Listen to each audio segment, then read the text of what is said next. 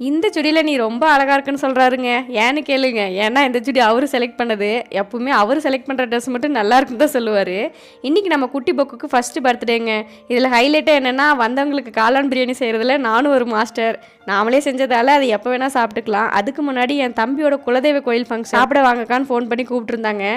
கோவில் சாப்பாடுன்னு சொன்னதும் அவியல் பொரியல் ஒரு கட்டு கட்டிடலான்னு பார்த்தா அங்கே போனால் சாப்பாடு இல்லை. ஏன்னா நாம் போனது லேட்டு.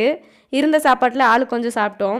நாம் இங்கே வந்ததுலேருந்து ஊர் பக்கம் அதிகமாக போகிறதே இல்லைங்க. ரொம்ப நாளைக்கு அப்புறம் நம்ம ஊர்க்காரங்களை பார்த்து பேசுனதில் ஒரு சந்தோஷம். வந்த வேகத்தில் சாப்பாடு காலியாயிரும்னு சொல்லி சாமியை கூட பார்க்கல. அதுக்கப்புறம் போய் சாமியை பார்த்தா கூட்டமே இல்லாமல் நாம் மட்டும் ஃப்ரீயாக பார்க்க முடிஞ்சுங்க. லேட்டாக போனது ஒரு வகையில் நல்லது தான் போல். அங்கே முடிச்சுட்டு வந்து நாம் போன பிரியாணியை சாப்பிட்டா கொஞ்சம் காரம் அதிகம். மற்றபடி நல்லா இருந்துச்சுன்னு நாமளே சொல்லிக்கலாம். அப்புறம் என்ன ஒரு சாங்கை போட்டுருவோமா? சின்ன சின்ன அன்பில் தானே ஜீவன் இன்னும் இருக்கு, வட்டாம்பூச்சி கூட்டத்துக்கு வட்டாயது